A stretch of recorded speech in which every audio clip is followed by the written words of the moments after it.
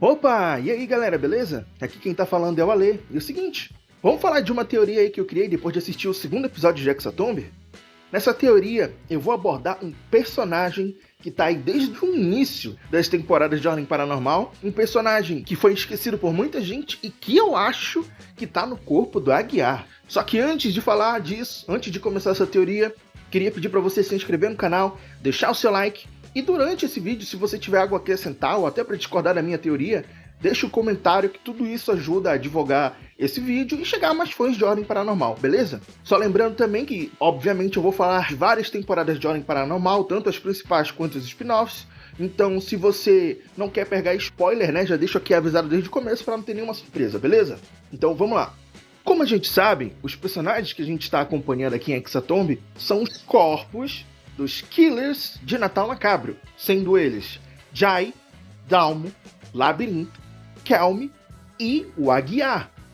Porém, a gente descobre ali no final do primeiro episódio e início do segundo episódio de Hexatomb que não são os Killers que estão controlando aquelas pessoas, né? A Agatha revela pra gente que são agentes da Ordem que participaram de um ritual de troca de corpo, ou troca de mente, enfim. O que fez com que eles pudessem dominar aquele corpo, que são o corpo dos Killers, que a gente já conhece lá de Natal Macabro, para poder se aproveitar do poder e tudo que eles têm e das informações sobre o ritual do Hexatomb, para que eles pudessem se infiltrar nisso de alguma forma e parar com os sacrifícios e impedir que esse ritual aconteça, né? De fato, que pessoas acabem se machucando. Então, o que a gente descobre é que, na verdade, aquelas pessoas que a gente está vendo ali são agentes da Ordem, né? E não quem a gente pensava que eles eram. Outra coisa que a gente sabe também é como funciona, né, o ritual de troca de corpo. É explicado pra gente através da Agatha, mas não aqui, e sim lá no início, em Iniciação, a primeira temporada de Ordem Paranormal, ou a Ordem Paranormal para os mais íntimos, como funciona a troca de corpo, né? Até então a gente descobre que a Agatha, naquela época, trocou de corpo com o Gabriel, que era uma ameaça ali pra ela, né, de alguma forma. E fazendo isso, ela entra no corpo do Gabriel, e o Gabriel que fica no corpo dela preso ali, né, ela acaba desvivendo ele, e com isso, se livrando daquela situação onde ela tava numa enrascada ali, né. Com isso, né, depois acontecem outros eventos, onde o corpo do Gabriel se transforma na Degolificada e etc, ou melhor, o Gabriel no corpo da Agatha se transforma na Degolificada e etc, enfim. Mas a gente entende como funciona ali esse ritual de troca de corpo. Mais pra frente, em Desconjuração, a gente entende o que é a Desconjuração e todo o plano do Kian, e a gente entende que esse ritual de troca de corpo não é tão simples assim. Podem existir formas dele ser diferente, dependendo da finalidade exata. E para explicar como funciona isso, seria muito complicado. Até o Celtics tem todo um vídeo no Paint tentando explicar como funciona a troca de corpo do Kian e etc. Eu não vou fazer isso aqui.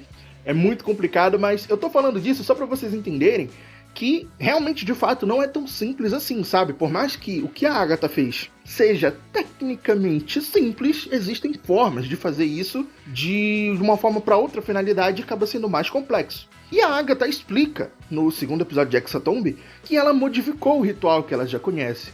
Isso me leva a crer que ou a Agatha, de fato, é a pessoa ocultista mais inteligente e mais poderosa da Ordem, ou tem alguém ajudando ela nesse ritual aí. Mas, como nós sabemos, de fato ela tem algum certo tipo de experiência, então ela modificou esse ritual para que os personagens, ou melhor, os agentes da Ordem que se ofereceram para essa missão, pudessem controlar o corpo dos Killers de Natal Macabro, sem que a mente deles controlassem eles de volta, porque o que a gente entende é que os corpos originais desses agentes estão dentro daquele caixão, certo?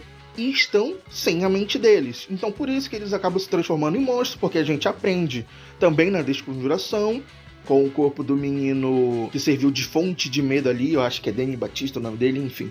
Um corpo sem mente, ou um corpo vazio dentro de uma área com a membrana fraca, acaba gerando uma criatura do paranormal. Então, por isso, aqueles corpos ali têm que ficar presos entre aqueles caixões e tal. E por que que eles estão vazios? Porque os personagens, os agentes da Ordem, estão disputando o corpo dos Killers, junto com os Killers, né? Aparentemente, tá? Não tem como confirmar isso, mas eu acho que é isso. Isso explica que eles têm esse sentimento do corpo ali querer interferir e tal, ou então da mente querer voltar e querer controlar o corpo de volta.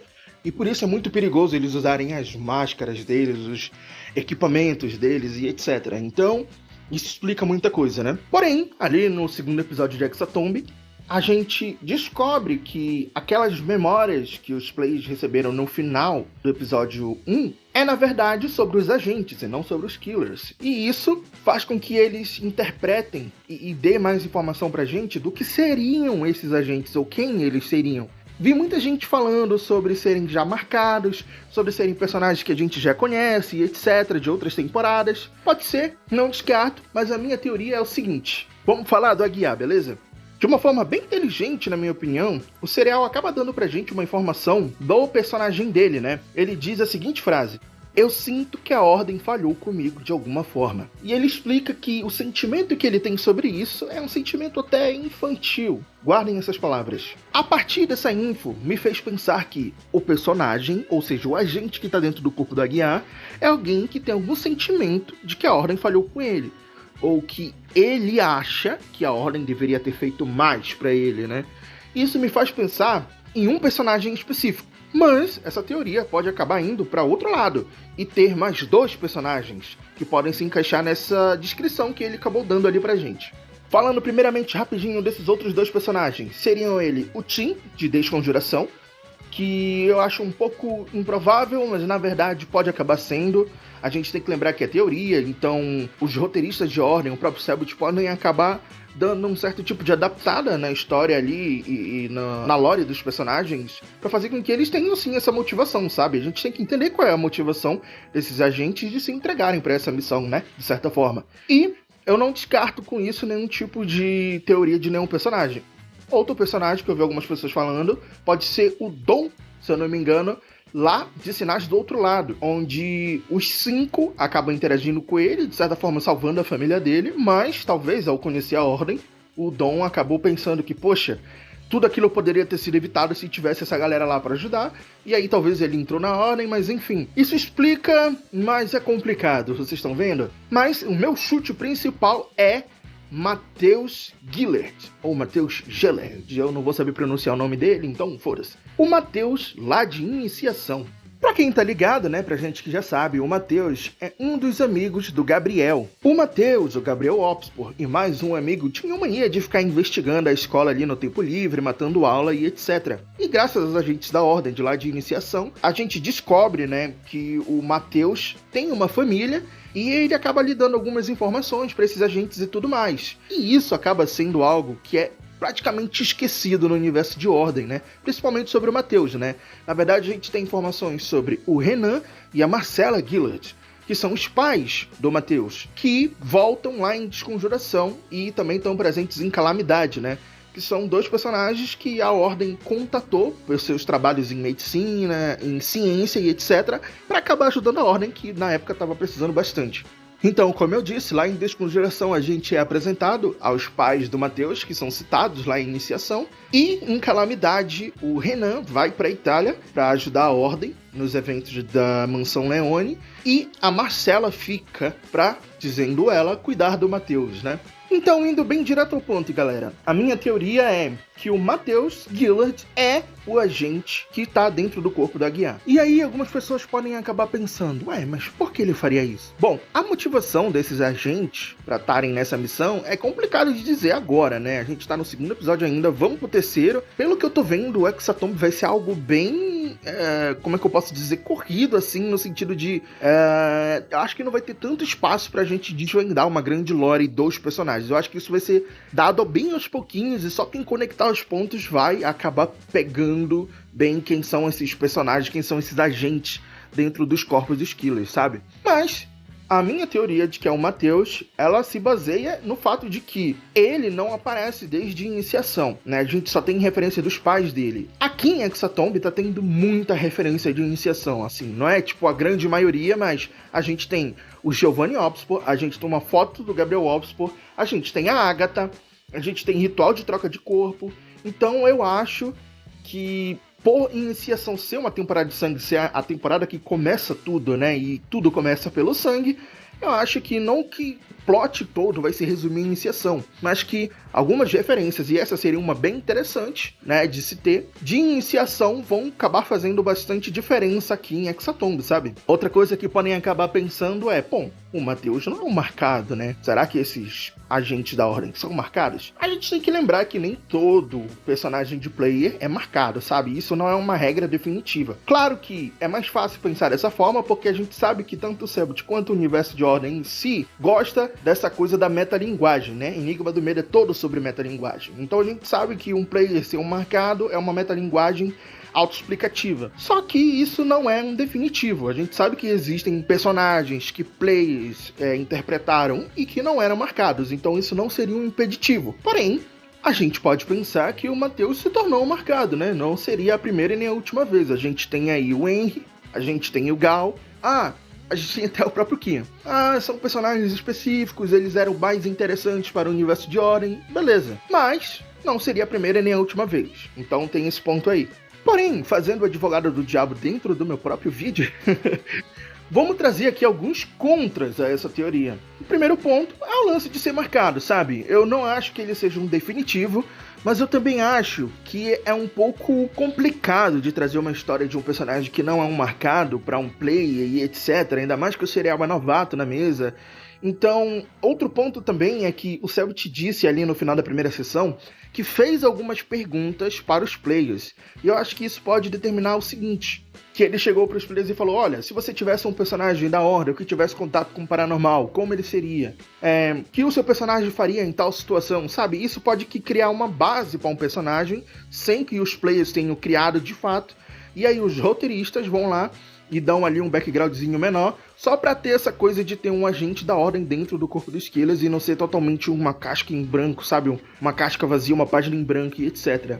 Outro ponto que vai contra essa teoria é o fato do Matheus não ter, ou melhor, de o Serael não ter rolado nenhum dado para que o personagem dele lembrasse, por exemplo, da Agatha, do Gabriel e do Giovanni Obspor, né? Teria ali algum tipo de conexão, algo que fizesse ele puxar essa lembrança, na minha opinião. Então, não ter tido isso até agora, eu acho que não vai ter agora nessa fase do Hexatomb, me faz ir contra essa minha própria teoria, sabe? A gente pode entender que os personagens ainda estão recobrando algum tipo de lembrança? Pode ser, mas eu acho que...